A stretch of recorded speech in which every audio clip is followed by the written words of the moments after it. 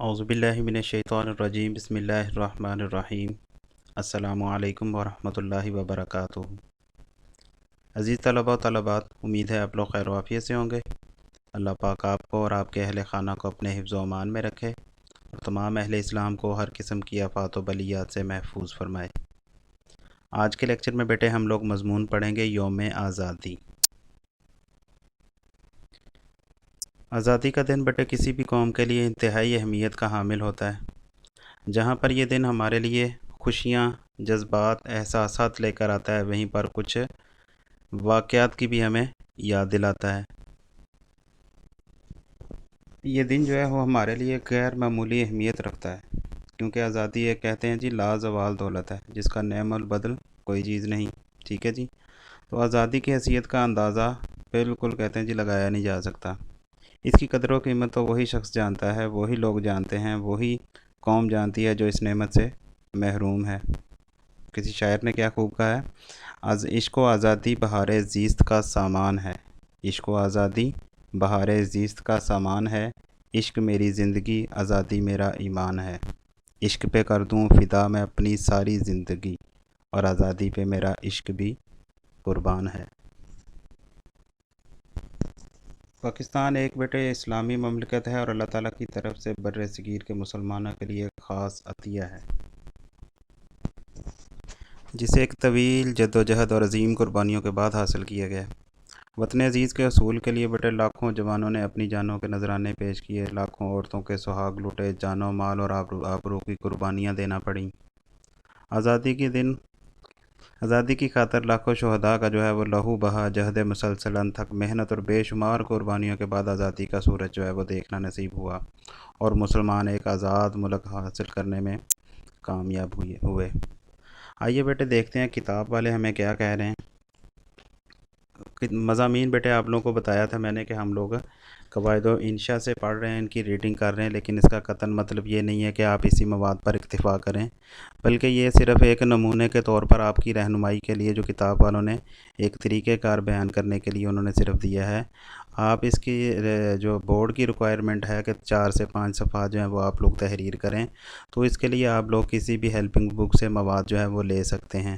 ٹھیک ہے جی، متعلقہ موضوع پر کسی بھی ہیلپنگ بک سے مواد حاصل کریں، اور اسی طرح یہاں پر جو قواعد و انشاء میں الفاظ تحریر کیے گئے ہیں ان کو بھی یاد کیجیے اور ان کو مضمون کے قوانین کے مطابق جو ہے وہ یاد بھی کریں اور لکھنے کی پریکٹس بھی کریں۔ آئیے دیکھتے ہیں جی کتاب والے ہم سے کیا کہتے ہیں جی۔ مضمون نمبر ہے بیٹے 4 یوم آزادی۔ 14 اگست آیا، سال بھر کے انتظار نے رنگ دکھایا۔ 14 اگست آیا، سال بھر کے انتظار نے رنگ دکھایا۔ شہر شہر، گاؤں گاؤں، محلہ محلہ، گلی گلی مسرت و شادمانی کے نغموں سے بھر گئی۔ آپ لوگ بیٹے ان کا انداز تحریر دیکھ رہے ہیں، اس طرح آپ لوگ بھی اس کو خوبصورت سے خوبصورت ترین اشعار کے ساتھ ابتدا بھی کر سکتے ہیں، موقع کی مناسبت سے درمیان میں اشعار کا استعمال بھی کر سکتے ہیں۔ ٹھیک ہے، اشعار ہے، کوٹیشن ہے، کسی بھی قسم کی واقعات ہیں تو ان کو درج کیا جا سکتا ہے مختلف پیراؤں میں۔ تو کہا جا رہا ہے جی 14 اگست آیا، سال بھر کے انتظار نے رنگ دکھایا، شہر شہر، گاؤں گاؤں، محلہ محلہ، گلی گلی مسرت و شادمانی کے نغموں سے بھر گئی۔ جلسے منعقد ہوئے، تقریریں ہوئیں، زندہ باد کے نعرے گونجے، جلوس نکلے، ہاتھی گھوڑے اونٹ بیل جلوسوں کی زینت بنے۔ ہر چھوٹا بڑا، مرد عورت بچہ بوڑھا مسرور یعنی خوش ہے، شادمان ہے اور خوش ہے، ایک نئے ولولے سے اکڑ پھول رہا ہے۔ قیام پاکستان کی کہانی رقم کی جا رہی ہے۔ اس سلسلے میں بعض دل خراش واقعات نے ایک نئی سوچ اور اندازہ اور زندہ رہنے کا ایک نیا راستہ دکھایا۔ اس سلسلے میں بعض دل خراش واقعات نے ایک نئی سوچ اور زندہ رہنے کا ایک نیا راستہ دکھایا۔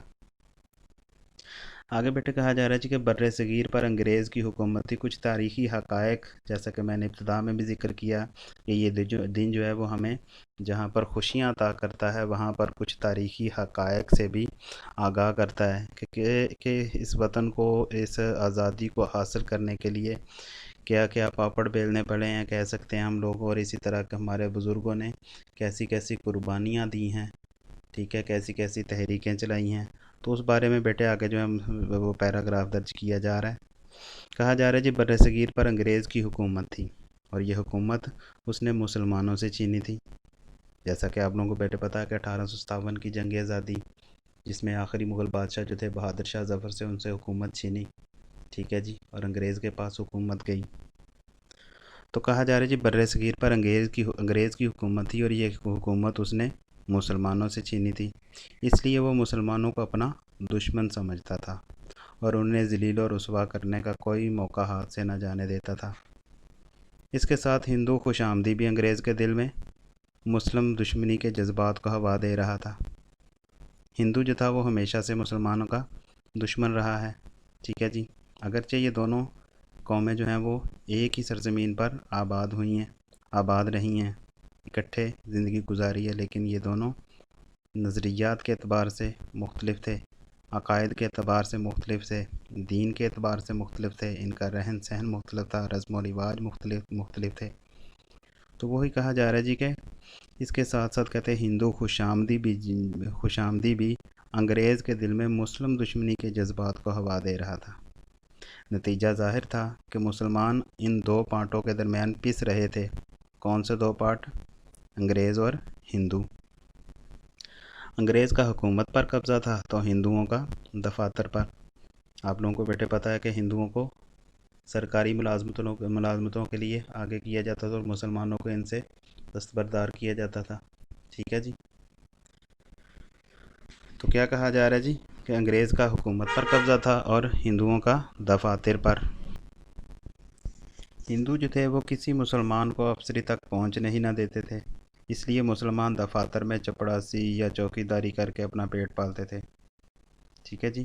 دراصل یہ ہندوؤں کا منصوبہ یہ تھا کہ وہ انگریزوں کے چلے جانے کے بعد پورے برصغیر کا حاکم بنے اور مسلمانوں کو اس طرح پس کر رکھ دے کہ اسلام کا نام ہی ختم ہو جائے. یہ تو ان کا نظریہ تھا، اور اس کے ساتھ ہی انہیں شودر بنا کر ان کے کردار کو مسخ کر دے. اصل میں بیٹے آپ لوگوں کو پتہ ہوگا کہ ہندوستان میں دو بڑی قومیں جو تھیں وہ آباد تھیں، ایک ہندو اور دوسری مسلمان قوم، ٹھیک ہے جی. دونوں قومیں آزادی کے لیے جدوجہد کر رہی تھیں، لیکن مکار ہندو قوم جو تھی وہ یہ چاہتی تھی کہ صرف وہ آزاد ہوں اور مسلمان ان کے غلام بن کر رہ جائیں. چنانچہ بیٹے 1857 کی جنگ آزادی تھی، اس کے بعد جب بر صغیر کے مسلمان اپنا اقتدار، اپنی حکومت جو تھی وہ کھو بیٹھے اور انگریزوں کی غلامی میں جکڑے گئے، تو ہندوؤں نے جنگ کا سارا ذمہ دار مسلمانوں کو ٹھہرایا اور خود انگریزوں کے ساتھ مل گئے، اور ہر ممکن طریقے سے انہوں نے مسلمانوں کو تنگ کرنے کی کوششیں کرنا شروع کر دیں. جنگ آزادی کی ناکامی سے مسلمانوں میں محکومی و مغلوبیت کا احساس شدت اختیار کرتا جا رہا تھا، ٹھیک ہے جی. مسلمانوں پر ملازمت کے دروازے بند کر دیے گئے تھے اور انہیں تیسرے درجے کا شہری بنا دیا گیا تھا. ہر قسم کا ظلم و ستم مسلمانوں پر ہونے لگا، ٹھیک ہے جی. اسی طرح ہندوؤں کی جو سیاسی جماعت تھی کانگریس، وہ پورے ہندوستان پر حکمرانی کے خواب دیکھ رہی تھی، کیونکہ ہندو خود کو انگریز کا جانشین سمجھتے تھے، اور انگریز کے ہندوستان چھوڑنے پر وہ مسلمانوں کو اپنا محکوم بنا کر خود پورے ملک پر راج کرنا چاہتے تھے. اس مقصد کے لیے در پردہ مسلمانوں کے خلاف طرح کی سازشوں کے جال بنے جا رہے تھے. ان حالات میں مسلمانوں کو سر سید علامہ اقبال، قائد محمد رجنا جیسی جو عظیم شخصیات تھی اور مخلص رہنما تھے، جنہوں نے تمام مسلمانوں کو مسلم لیگ کے جھنڈے تلے جمع کیا اور انگریزوں اور ہندوؤں پر واضح کیا کہ مسلمان قوم جو ہے وہ مذہبی، ثقافتی اور معاشرتی اقدار اور روایات کے لحاظ سے ایک منفرد حیثیت رکھتی ہے، اس لیے ان کا ہندوؤں کے زیر سایہ رہنا ممکن نہیں، ٹھیک ہے جی. علامہ محمد اقبال چونکہ دور اندیش اور معاملہ فہم انسان تھے، انہوں نے مسلم لیگ کے اجلاس میں مسلمانوں کو تہذیب و ثقافت اور مذہب و زبان کی بنیاد پر ایک جداگانہ مملکت کا تصور دیا، اور اسی تصور کی بنا پر ہندوستان کے مسلمانوں کو انہوں نے متحد کر دیا. ایمانی قوت موجزن ہو چکی تھی اور مسلمانوں کا بچہ جو تھا وہ اب بیدار ہو چکا تھا اور ایک ہی نعرہ لگا رہا تھا. وہ نعرہ کیا تھا؟ بن کے رہے گا پاکستان، بٹ کے رہے گا ہندوستان. یہ نعرہ اس قدر شدت اختیار کر گیا کہ دیکھنے والی آنکھ نے پھر دیکھا کہ یہ نعرہ حقیقت ثابت ہوا اور ہندوستان تقسیم ہوا اور پاکستان قائم ہوا.